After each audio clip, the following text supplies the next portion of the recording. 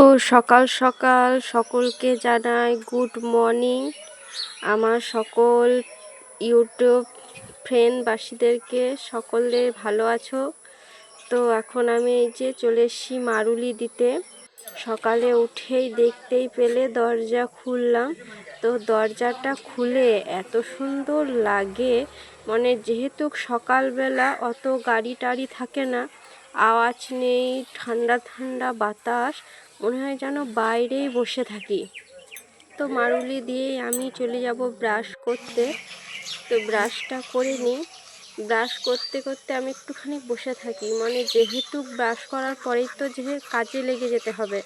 তো একটুখানি বসে বসে চিন্তা ভাবনা করেই কাজ করি যে কী কাজ করা যাবে।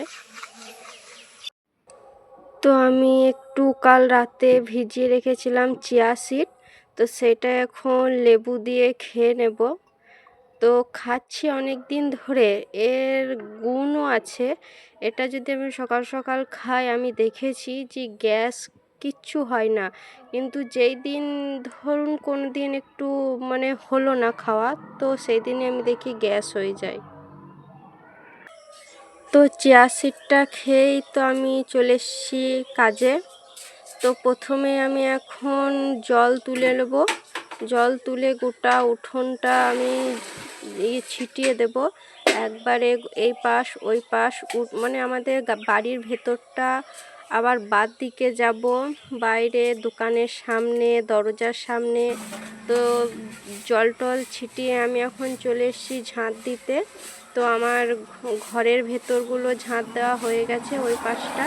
তো এখন চলে এসেছি এই পাশ দিকে ঝাঁট দিতে। তো চলো ঝাঁটটা দিয়ে দিই। প্রথমেই তো উঠোনটা এখন ঝাঁট দিয়ে দেবো, ধাড়িগুলো পরিষ্কার করে নেবো। তারপরেই যাব বাদ দিকে, বাইরে দোকানের সামনেটা একটা ঝাঁট দিতে হবে। তো দোকান আমি খুলে দিয়েছি, দোকানের ভেতরটাও ঝাঁটপাট সমস্ত কিছুই দেয়া হয়ে গেছে।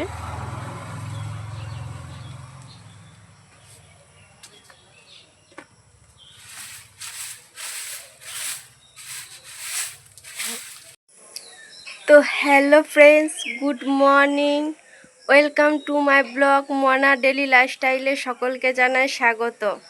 তো আমি মহুয়া, বীরভূম জেলার ছোট্ট একটা গ্রাম থেকে ব্লগটা শুরু করছি। তো আমার সকালে মিনিমাম কাজ হয়ে গেছে, ঝাঁট দেওয়া, দোকান খোলা।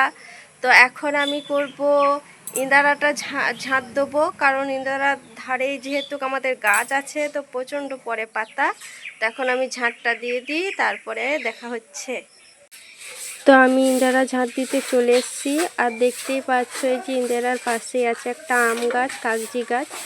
তো সারা রাতে এত পরিমাণে পাতা পড়ে, তো এই যে কতগুলো পাতা বের হয়েছে, এগুলোই প্রত্যেকটা দিন আমাকে ঝাঁট দিয়ে পরিষ্কার করতে হয়। যদি ঝাঁট না দিই তাহলে জমে জমে জমে জমে কত পরিমাণে হবে, মানে ধারণার বাইরে।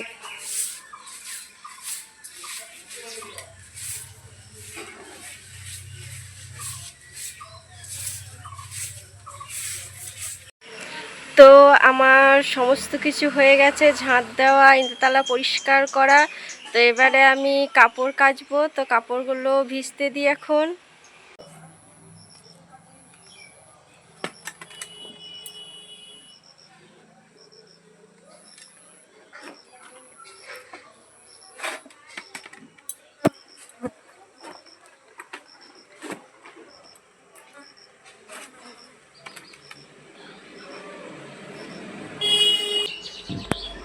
তো আমি কাপড়টা ভিজতে দিয়ে চলে এসেছি এদিকে গ্যাস মুছতে।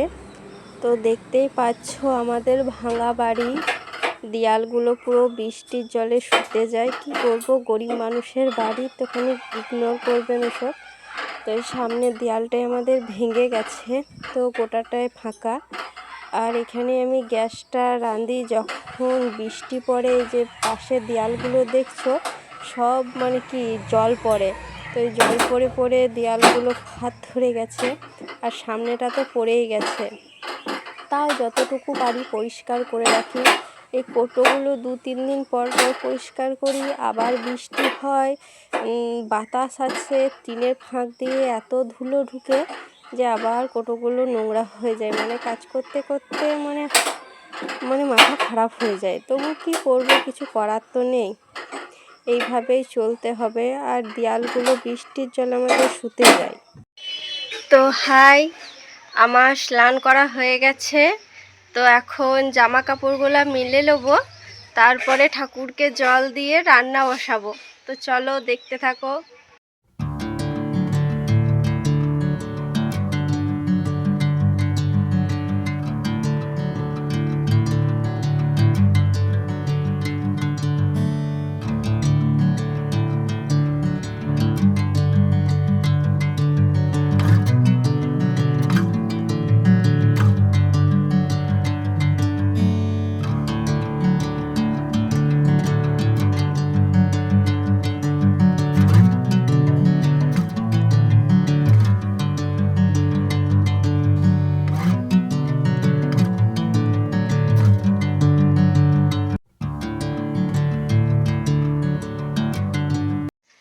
তো আমার ঠাকুরকে পুজো দেওয়া হয়ে গেছে। তো চলো আমি একটু এখন বসে বিস্কুট জল খেয়ে নিই, তারপরে রান্না বসাবো। তো আমি ওইদিকে ভাতটা বসিয়ে দিয়েছি হাঁড়িতে, আর এদিকে নিয়ে চলে এসেছি বাবাইয়ের বোতলগুলো পরিষ্কার করতে। এখনও বাবাই ওঠেনি, বাবাই ঘুমাচ্ছে। তো ওঠার আগে আমি বোতলগুলো পরিষ্কার করে রেখে দিই, যাতে ও ঘুম থেকে উঠলেই দুধটা দিতে পারি, দুধ হরলিক্সটা। তো ও একটু পরেই উঠবে, উঠে ব্রাশ করবে, ব্রাশ করার পরেই চাবে যে মা আমাকে দুধ হরলিক্স দাও। তো সেইগুলো আমি তাড়াহুড়ো করে এখন পরিষ্কার করে নিচ্ছি। তো এদিকে আমার ভাতটাও বসানো আছে, এদিকে একবার দেখছি যে জালটা নিভে যাচ্ছে কি না। তো বোতলগুলো ভালো করে পরিষ্কার করে নিই, যেহেতু দুধ ভরা থাকে তো রাতে, তো ভালো করে পরিষ্কার না করলে না কীরকম একটা গ্যাস ওঠে। তো ব্রাশ ভরে ভরে পরিষ্কার করতে হয়। হাই বন্ধুরা, তো আমি এখন রান্না বসিয়ে দিয়েছি। আজ এত পরিমাণে গরম, দেখতেই পাচ্ছো আমার অবস্থা রান্না করতে করতে। তো কি কি রান্না করছি সে তো আমি শেয়ার করবই। তো এখন আমি যেগুলো রেডি করে নিয়েছি, তো দেখো এই যে এই পাশে হচ্ছে ভাত, এদিকে বসিয়েছি মাছ ভাজা, এখন হচ্ছে মাছ ভাজা। আর এদিকে বসিয়েছি শাক, এই পাটের শাকটা আমি এখন রসুন ফোড়ন দিয়ে সাঁতলাবো। আর কি কি রান্না করা যায় দেখি, রান্না বান্না হয়ে যাক তারপর সব দেখাচ্ছি। তো এখন বাজে 10:30, আমার রান্না বান্না কমপ্লিট। কি কি হয়েছে দেখো, যে বেগুনের সবজি, আলু মাখা, পাটের শাক, আর এটা হচ্ছে মাছের টক। তো তো আজকে এই 4 পদেই রান্না করেছি। এখন বাজে 10:30। তো আমার রান্না বান্না কমপ্লিট। আজকে এত গরম, এত গরম, মানে ধারণার বাইরে। তো এখন চলো বাসনগুলো ধুয়ে নিই, বাসনগুলো ধোয়ার পরে বাবাইকে স্নান করাবো, তারপরে কিছু কাজ আছে করব, তারপরে খাওয়া দাওয়া করব।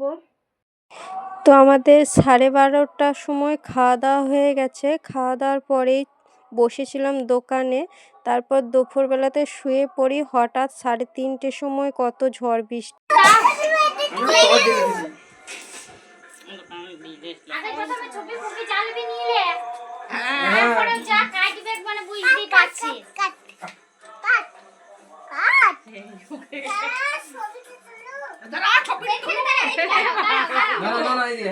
তো সন্ধেবেলাতে তো গেছিলাম বাবাইয়ের বন্ধুর বার্থডেতে। তো বার্থডে থেকে এসে খাওয়া দাওয়া করি, খাওয়া দাওয়ার পরে এখন চলে এসেছি কীর্তন শুনতে। আমাদের গ্রামে 24 প্রহর আরম্ভ হয়েছে। তো এই যে কীর্তন হচ্ছে, তো খুব সুন্দর কীর্তন হচ্ছিল। তো আমি তো আর তোমাদেরকে শোনাতে পারছি না, যদি শোনাই তাহলে তো ইউটিউব আমাকে কপিরাইট দিয়ে দেবে। তো কি করব।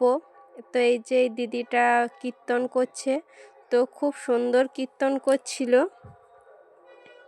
তো আজকের মতো এখানেই শেষ ব্লগটা। যদি ভালো লাগে অবশ্যই সাবস্ক্রাইব করবেন।